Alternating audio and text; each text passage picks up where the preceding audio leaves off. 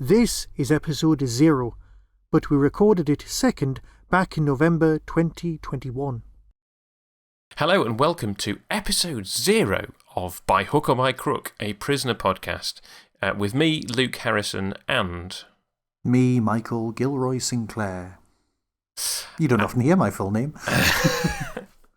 So, by word of introduction, because we don't know how you've ended up listening to us, if you are a subscriber to the Tin Dog podcast, or if you are a subscriber to the UFO cast, you should know who we are. But if you've happened to land upon just the prisoner episodes, you might not know who we are. So, by way of introduction, I am Luke. I have been podcasting now for, too many years. My main claim to fame is that I did a video, mostly video podcast called Tmudwup, the Minute Doctor Who podcast.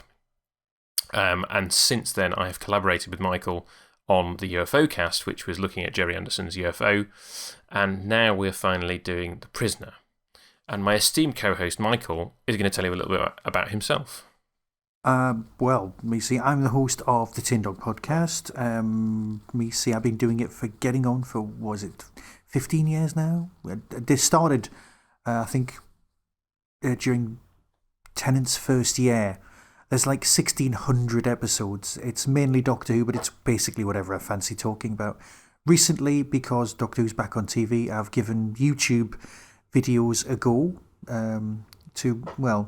reasonable, not even a claim. Some people have watched it, some people haven't. It's fine. There you go.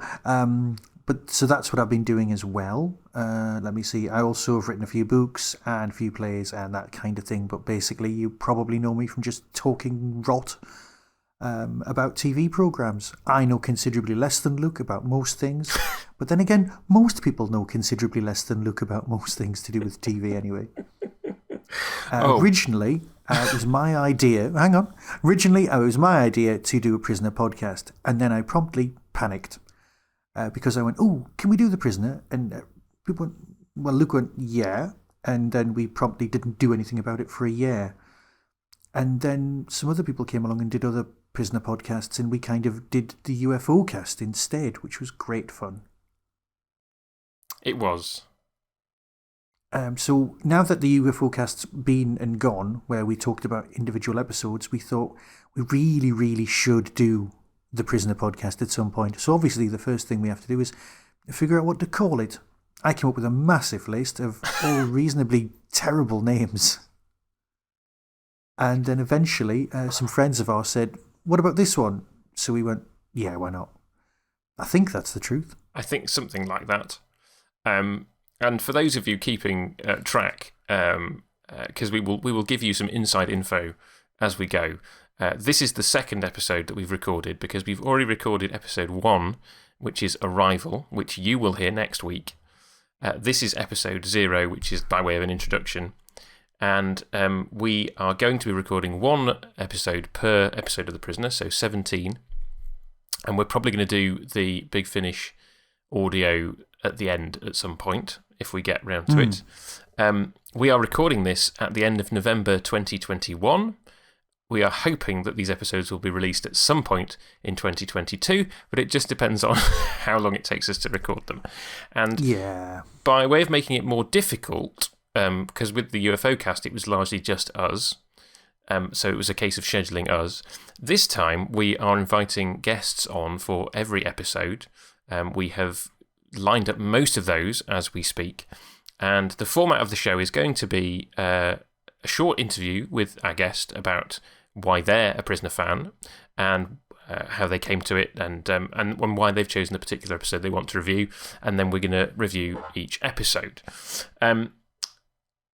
Obviously, we're not going to be guests on our own podcast, so this episode is sort of an opportunity for us to interview each other, really, and talk about why we like The Prisoner and why we're going to be doing this over the next, however long it takes. Several months. So, Michael, why are you a Prisoner fan, and how did you first encounter the show? Let me see. Well, next year I'm 50, which puts me at exactly the right age to have seen The Prisoner when it was repeated on Channel 4 during the early years. I distinctly remember my dad coming in and saying, you need to watch this. You'll really enjoy it and you'll hate the last episode. And my dad and me share quite a lot of TV likes, so I went, okay. Now, the first episode I ever saw was The Girl Who Was Death, which isn't really a very good example of The Prisoner in itself. But I promptly went away and sourced other episodes, and eventually we sort of saw them all in a variety of orders. But even that episode, which was more Avengers-y than anything else, really kind of grabbed me, and I was like, well, what is going on? And then, obviously, what is going on is the big question all the way through The Prisoner in general. That's what got me hooked. That's where I started. But I also shared a passion for it with my mate, Andy Barber, who's now dead. But he was the best man at my wedding. I was my best mate for years. And we used to watch The Prisoner and, admittedly, take the mick out of it. But also, we loved it in the way that kind of we love Doctor Who, because it isn't like any other TV programme, and it definitely isn't like anything that had gone before. Things have come after it that have got echoes of The Prisoner, and I'm sure we'll cover those as we go, but this was something that just felt different. And even now, when you watch it back, it feels fast-paced, really well edited, tremendously well shot, and it just works. So that's kind of The Prisoner for me. But how did you come across it for the first time? Well, so I'm slightly more than a decade younger than you. Yes, I know. So, no, I mean, this just to kind of sort of bring the generational element into it. So, yeah. So my father, who will be he is going to be a guest on Do Not Forsake Me, Oh My Darling. So you'll get his take on this much later in the series. He was a teenager when The Prisoner was first on, so he watched it first time round. And when we were kids, there were a couple of things that my dad introduced us to, one of which was Thunderbirds. When Thunderbirds was repeated in the early 90s, there was a trailer, and my dad was like, kids, you've got to watch this. And so we did, and we were hooked on all the Jerry Anderson shows. And then a little later, sometime in the 90s, Channel 4 must have repeated The Prisoner again. And my dad must have taped them. And I can't remember the details, so we might get a bit more of this from my dad and my brother, because my brother's going to be on as well. My brother started collecting The Prisoner on VHS. So I saw them in a completely random order. Certainly didn't start with Arrival. I think Checkmate was the first episode that I saw. So a sort of standard... in my opinion, slightly middling episode now, but it was my intro to the series, and I was hooked from the off. It was brilliant, and my dad spoiled the ending for me straight off in his explanation of what the show was. And just to say, we're assuming that some of our listeners have never watched The Prisoner before, so we're not going to do any spoilers up front now. We want you to experience the show as you go. So we will allude to things, but we're not going to outright spell out what happens. But there's something quite major that happens in the final episode in terms of answering or possibly not answering some questions in the show, and this was one of the key things that my dad told me from the off. So that was something that I knew from the start. Not that I think that actually changes much about how you watch the show. And we will come to that when we get to the end of the series. Well, we will, but that was definitely one of the questions I needed to ask you, which was basically, does the ending spoil The Prisoner, or does it make it more intriguing for you? I think the ending is largely irrelevant to my enjoyment of the show. Because it is so bonkers and open to interpretation that you can come away from the final episode Fallout and think any number of things about what has actually happened. And we'll come to this slightly later in this episode. But broadly speaking, you can watch. In fact, let's do it now. Let's talk about episode orders now. So, right. You have to start with Arrival, which is the first episode, which you will hear us talk about next week. And then you have to end with Once Upon a Time and Fallout. Those 2 episodes finish the show, for better or worse. But you can largely watch the rest in any order, I would say. Would you agree with that? You can. Historically speaking, I've always watched the second last one before the last one. Yeah. Just because kind of that's the way I experienced it first and didn't realise. Because they do join. Yes, they do. In a kind of in a way they do join, but also in original production order there was a big gap between the two.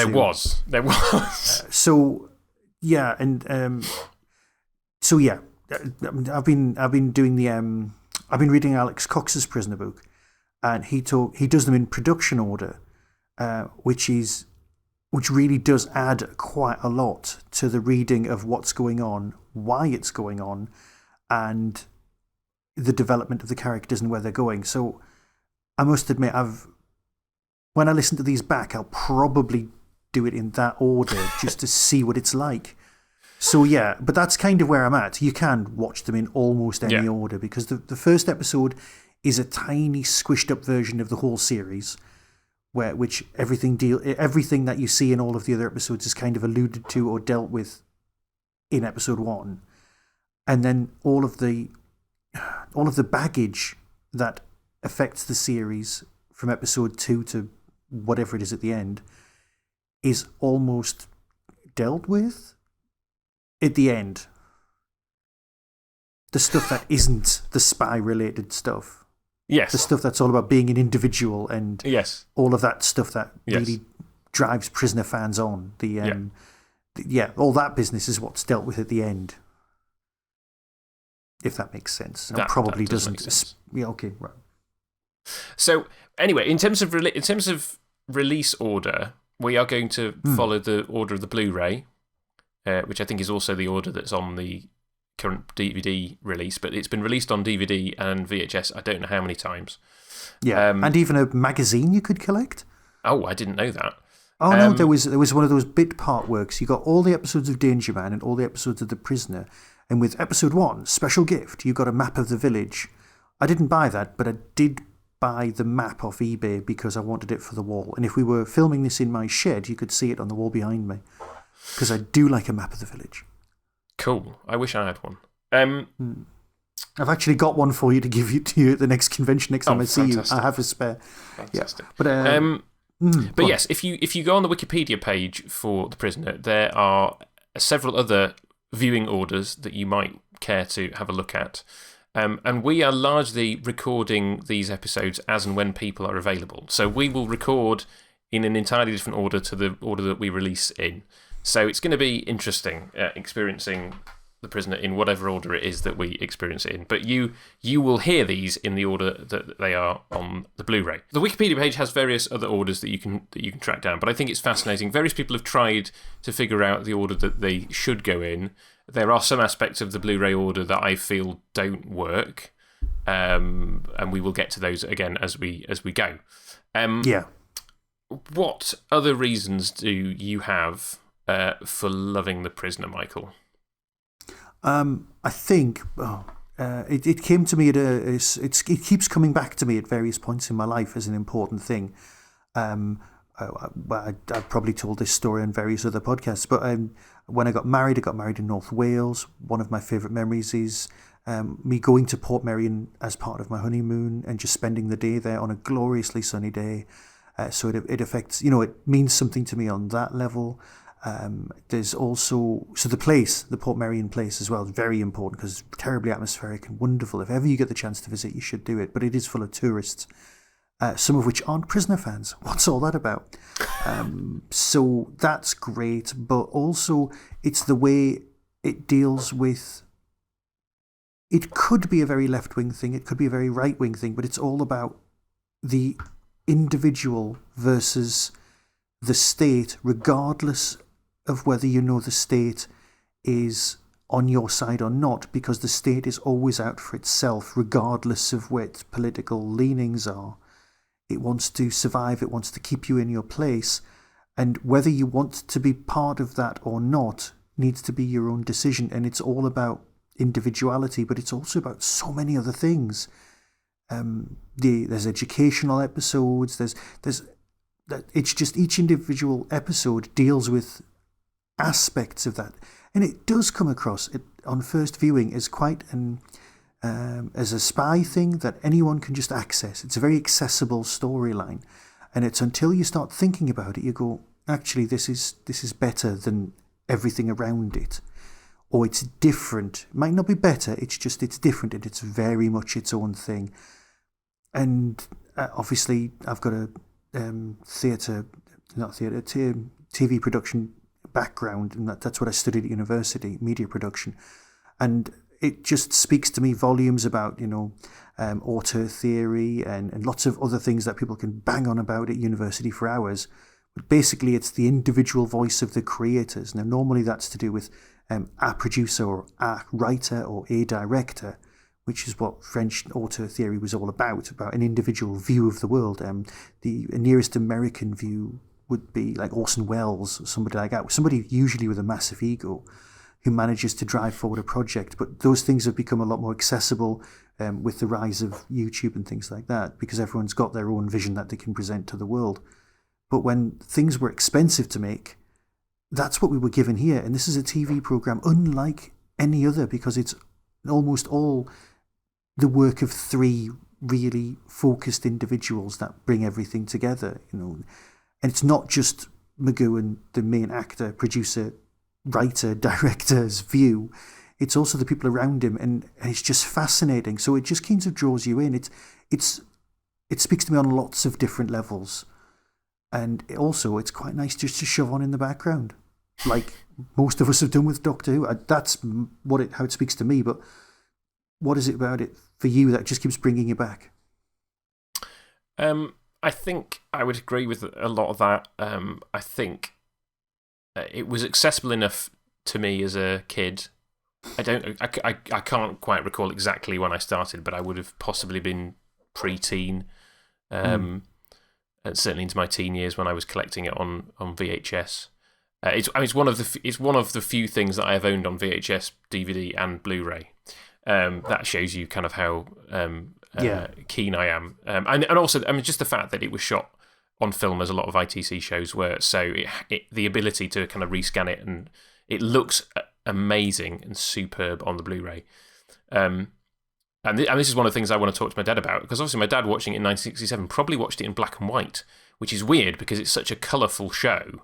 Yeah. It's those early days of colour, and there's just so much visually going on. The production design is fantastic. Having visited Portmeirion as an adult last year, and just had that real sense that Portmeirion is not the village. The village is very much a creation of using Portmeirion, but seeing what they did with it.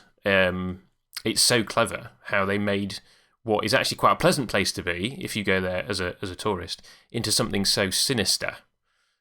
Because it's very sinister. The music, I've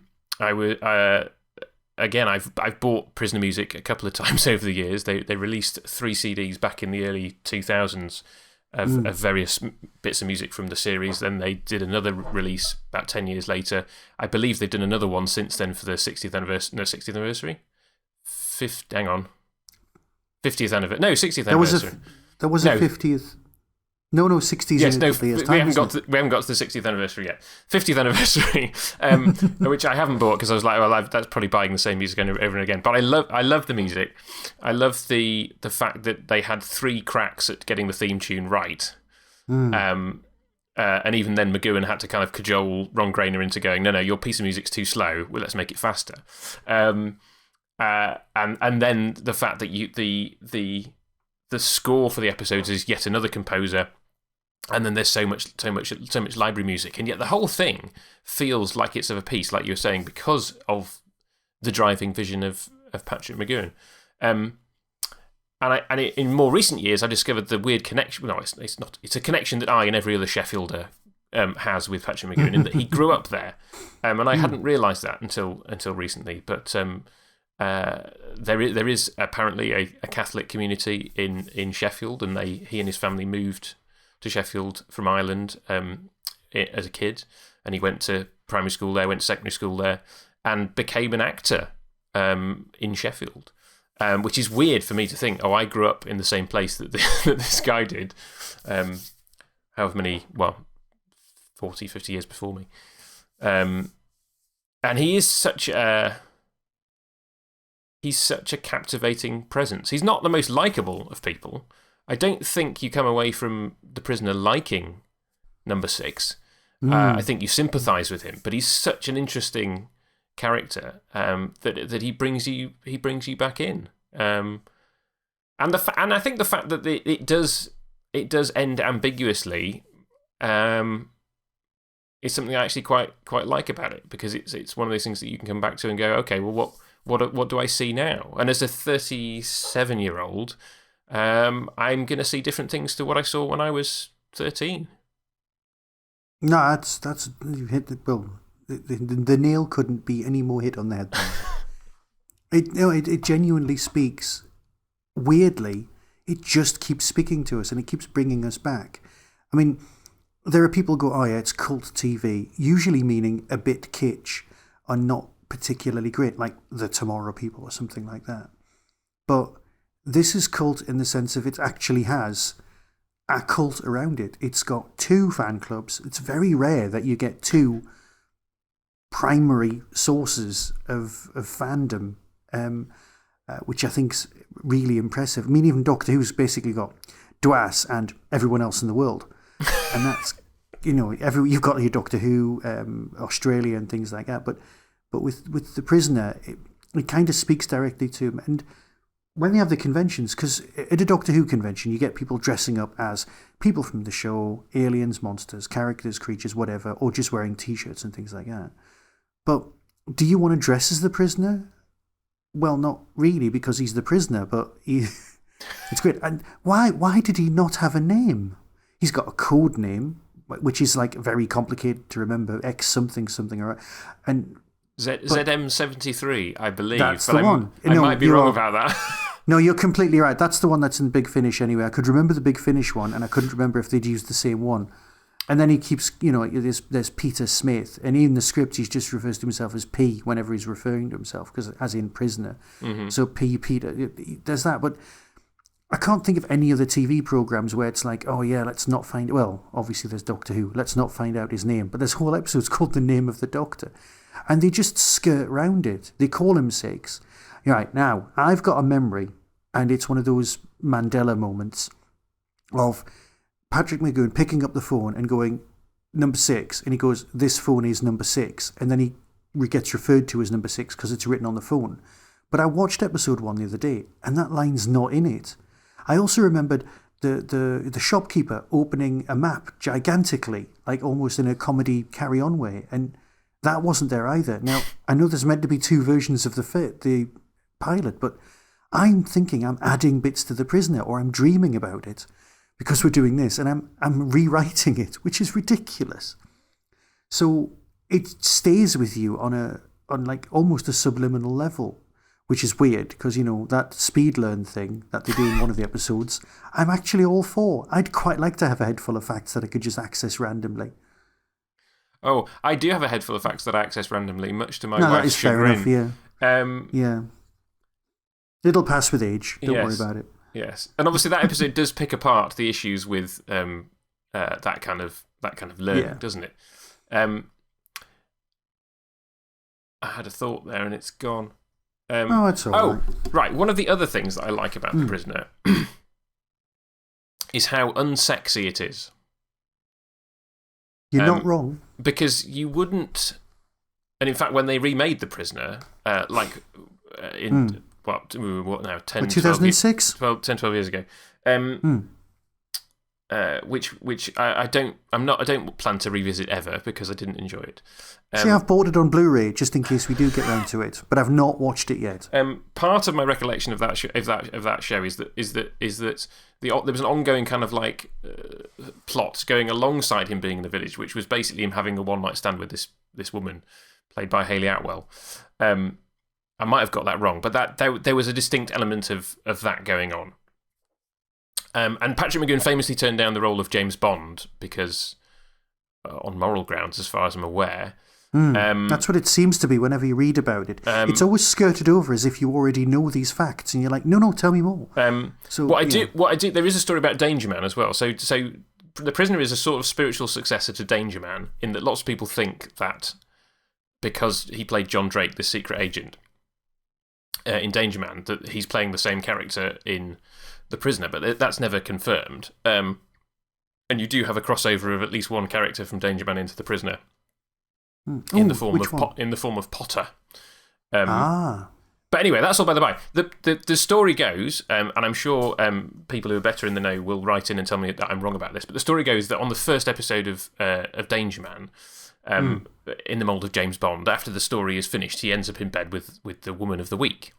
And McGoohan just said, I'm not doing that. I don't want to do that kind of stuff on TV. And that never happened again. Like, he obviously had the star power to kind of make that happen. And although it's not like the village doesn't try as a method of breaking him, it doesn't try to involve him romantically with various women.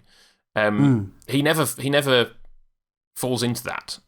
He never seems to be particularly interested. And there is, again, don't want to spoil things, there is a reason for that we discover in Do Not Forsake Me, My Darling.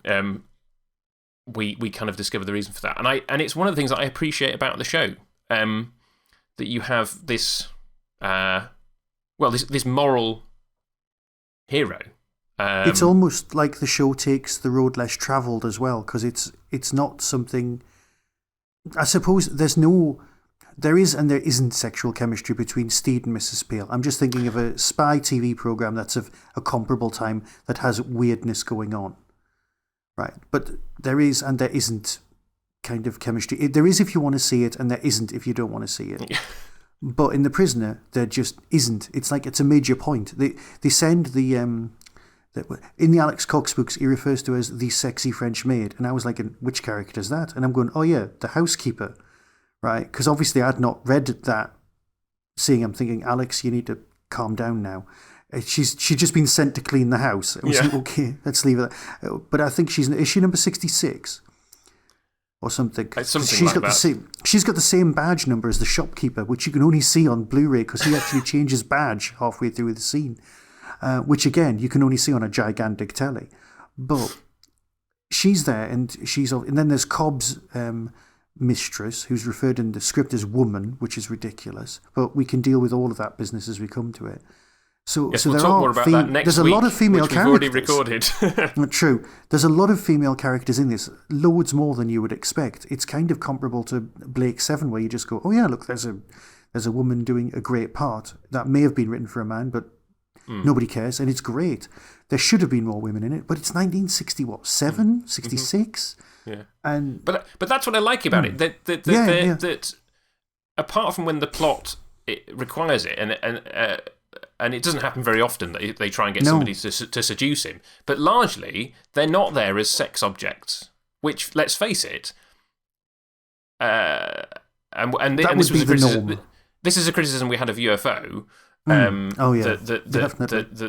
has dated quite badly in that regard, although it does make some strides towards the end. And if you want a much more detailed commentary from Malcolm? Why am I calling you Malcolm? If you want a much more detailed commentary from Michael and I, there are 26 episodes of the UFO cast for you to wade through. But it's one of those things that I really appreciate about it. And there are women who play number 2. So you have episodes where he's playing off his adversary is a woman, so in that sense, it's a show that I really enjoy from that perspective, and I suspect there's a decent dose of the Catholicism that he grew up with that informs that. Although equally, I've read that the Prisoner is equally him railing against the strictures of Catholicism, which to be fair, is the best way. It's the best illustration of a true Catholic, someone who's railing against being a Catholic. Yeah. So that's what I like about it. And he's just this enigmatic personality at the centre of it. But so many other creative people involved in terms of writing and the music we've already kind of touched upon. Yeah, but it's shot so well. Again, getting back to the Alex Cox book, he does keep saying that various directors were pedestrian and run of the mill. Like one of them is only known for directing the live action sequences of like Jason and the Argonauts, and you're like, hang on, I love Jason and the Argonauts. What are you talking about? And me being able to do what he called a pedestrian job of making sure everyone's in shot, in frame, well lit, and you get the recording and you get the shot you need. As far as I'm concerned, that's a good director. That's not somebody who's pedestrian. That's somebody who gets the job done, gets it done properly, and captures the essence of the performance. So I had issues with that particular aspect of it, of Alex Cox's reading of The Prisoner, because I just really, really like the way a lot of it's shot. There's also extra.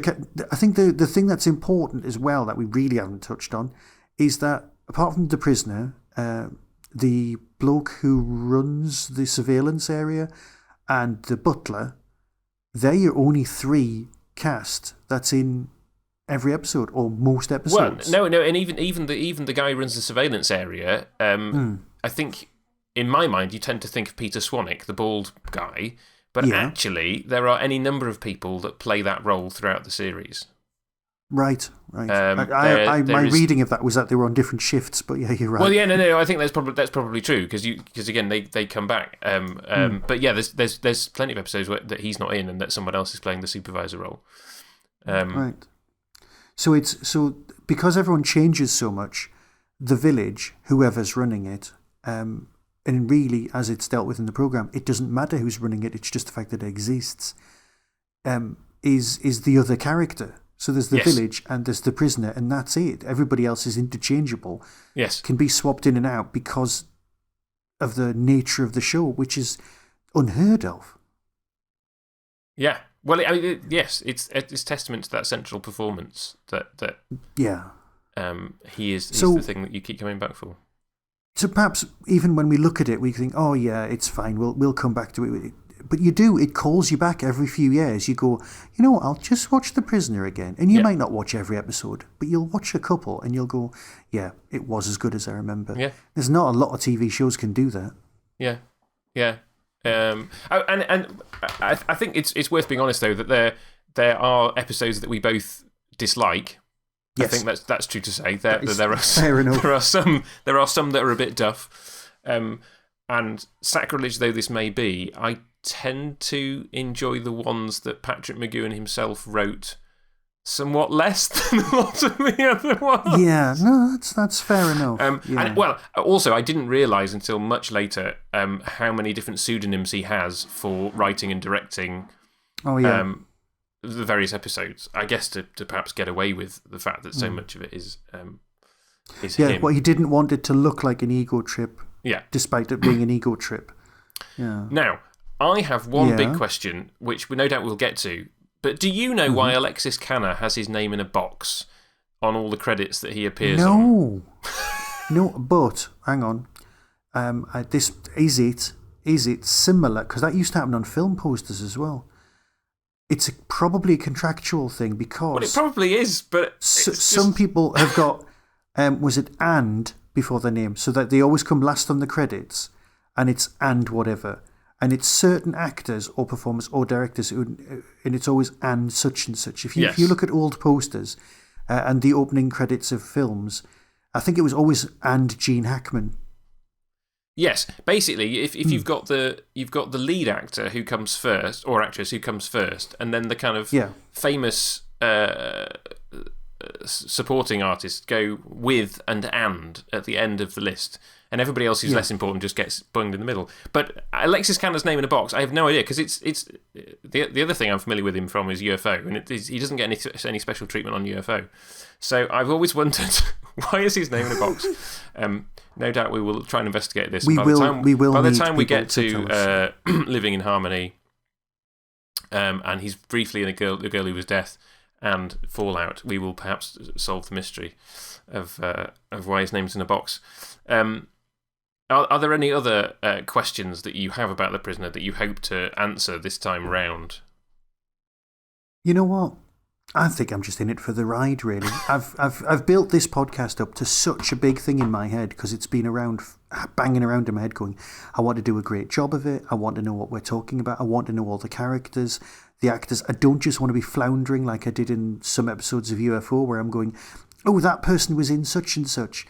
And it became such a big stone in my head that I was kind of dancing around it and not getting on with it. And I think I wasn't even going to enjoy it, but I need to let all that go and just chat about the episode that's in front of me and enjoy it again, because that's what it's for. So that's what I'm looking forward to when we do this, because deep down it's just a TV show and it's something I know I like, and I don't like them all, but I like some of them and I'm up for the chat. So that's where I'm at.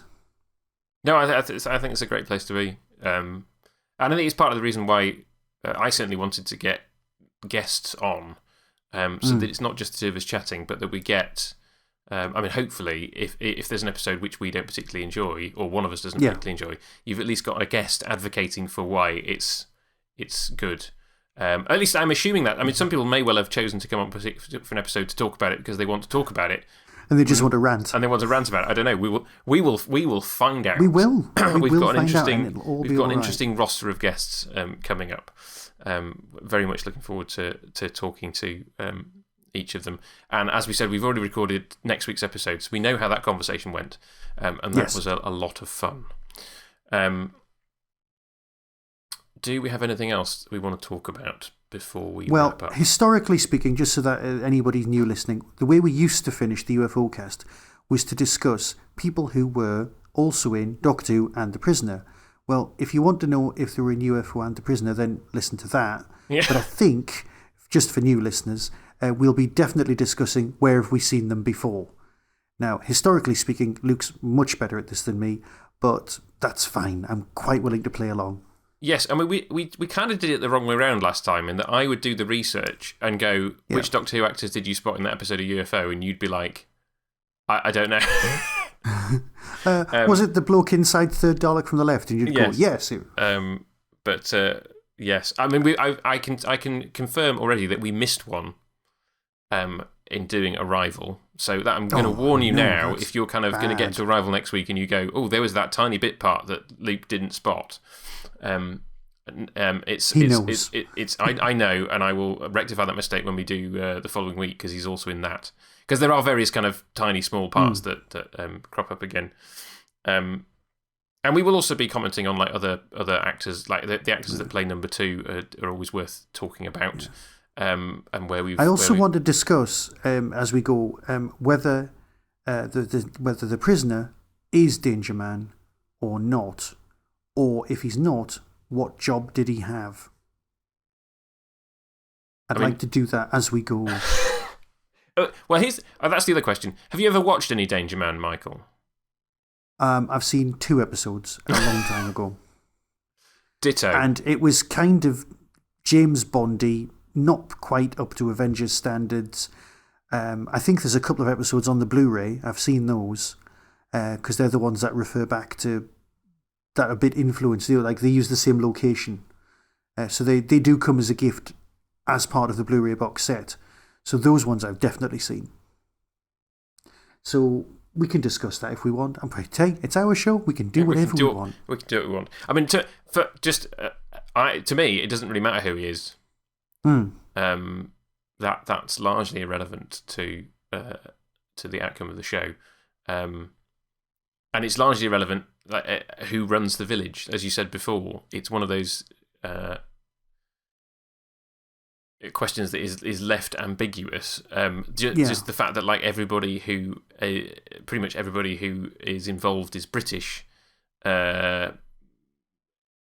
makes you wonder like what's going on. But equally, that's just like the fact that it's a British show, and so most of the actors are British. Yeah, well, that's that is something McGowan's got going for him. Definitely, apart from definitely good-looking bloke.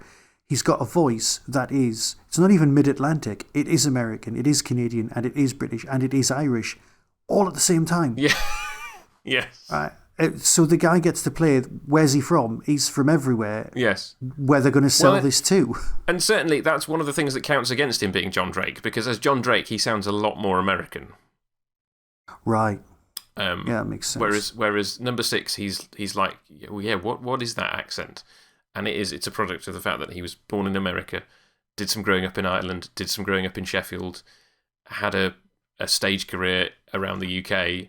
I'm not sensing a lot of Yorkshire accent in there. No, I mean, no, that was the thing. That was when I was surprised when I discovered that that's where he grew up. I was like, yeah, okay. It doesn't sound like a Sheffielder at all. Not that I sound much like a Sheffielder either. No, it's all right. I've lived in Yorkshire now for best part of 16, 17 years.